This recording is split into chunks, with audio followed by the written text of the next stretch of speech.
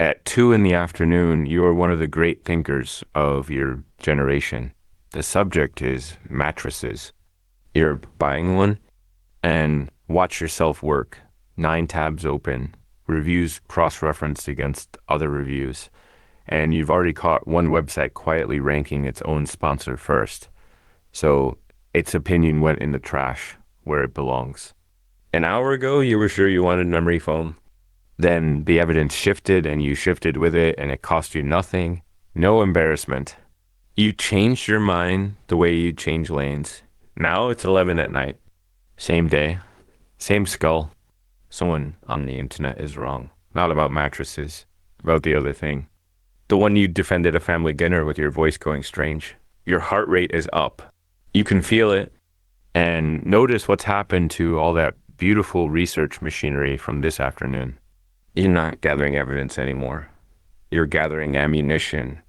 You knew your conclusion before you started typing, and every link you're hunting for right now was chosen because it arrived there. Same brain, 9 hours apart. One of them was learning. The other one was winning. This episode is about that difference and about the uncomfortable fact that the difference was never you. There's a question you ask by everyone all day long. What do they think? Which side? Which stance? Which team? It's the only question our whole public conversation seems to know how to ask. Tim Urban's book is built on a different one, not what you think, how you got there. He gives it its own axis, running vertically, and a tool to go with it, a ladder with 4 rungs, 4 ways a belief can arrive in a head.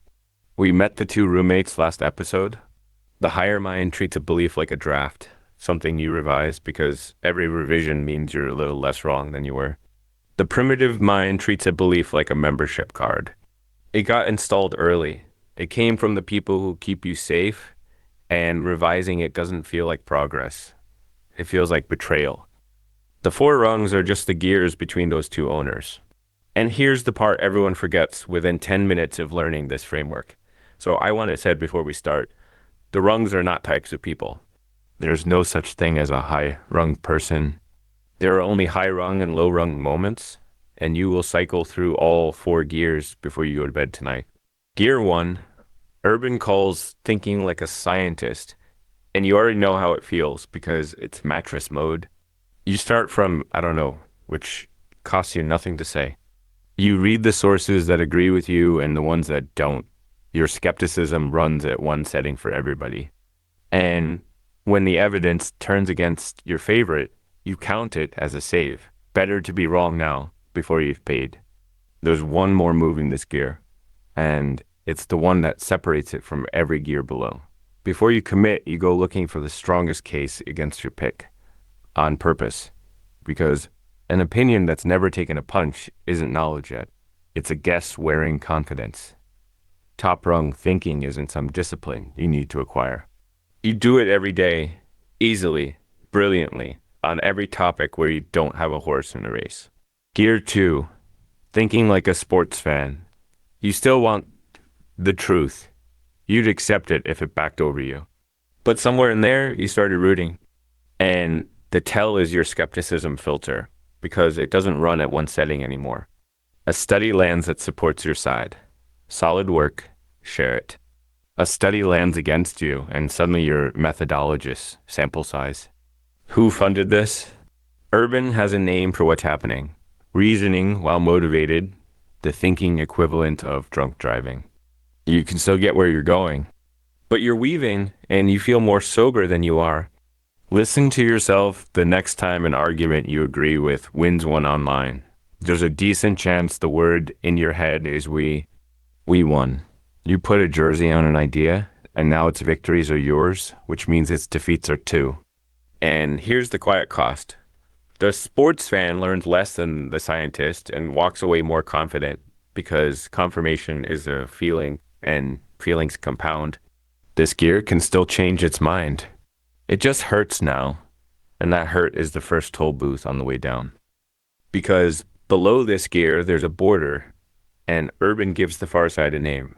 Unconvinceable Land. You cross it the moment the desire to be right loses, quietly, to the desire to feel right. And there's exactly one honest test for which side you're standing on. Is there any evidence, any that would change your mind? If you can describe it, you're still upstairs.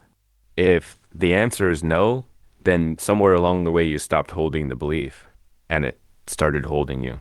Gear 3, thinking like an attorney. The attorney doesn't start at a question and travel toward an answer. The attorney starts at the verdict. The client is innocent. Now build the case, and every fact gets hired or fired based on whether it serves. In a real courtroom, that's an honest job because the other side gets to make its case too. Inside one head, there is no other side.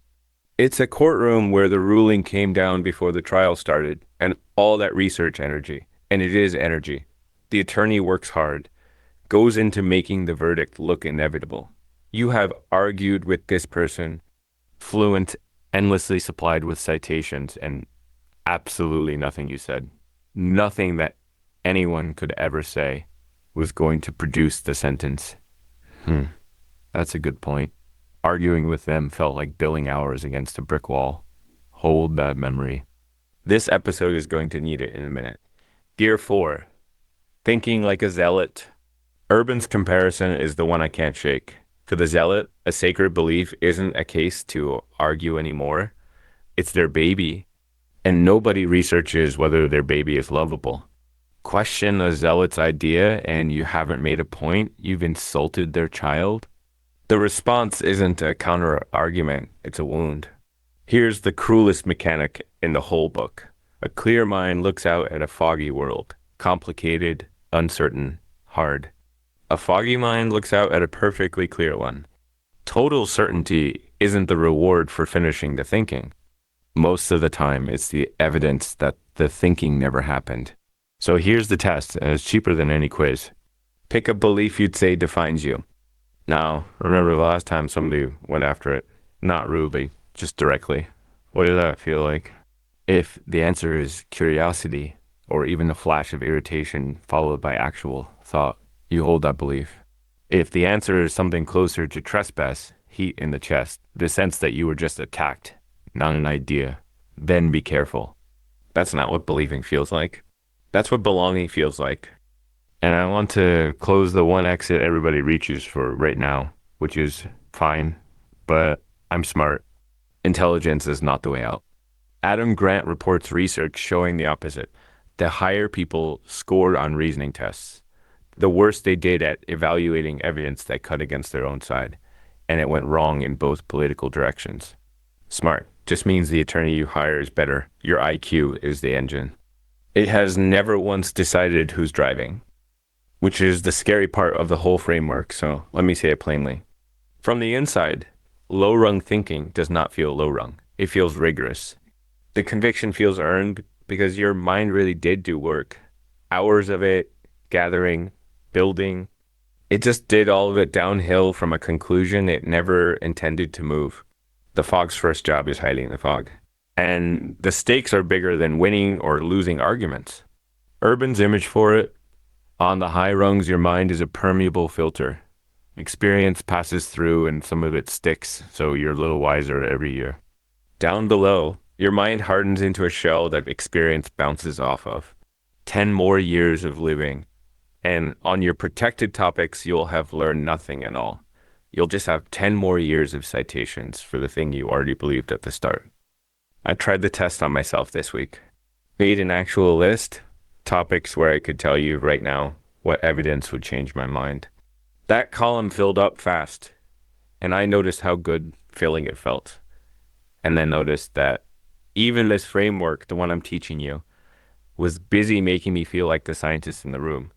Sorting other people onto rungs is the most comfortable seat in the house. It is also nearly always the attorney's seat. So don't ask the question your mind is itching to ask right now. Am I a high rung thinker?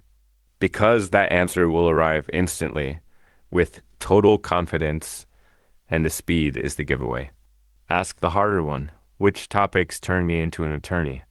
Not whether, which everyone owns a few. You already know one of yours because you felt something tighten when I said that. Stay with that tightening 1 second longer than you want to. That flinch is the most useful data you'll get from this entire video. One more thing, and it's where we go next. Everything I just described, I described as if it happens inside one skull. It doesn't. You do almost none of your thinking alone.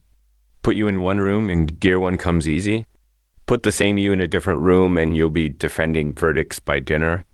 The gears, it turns out, are contagious.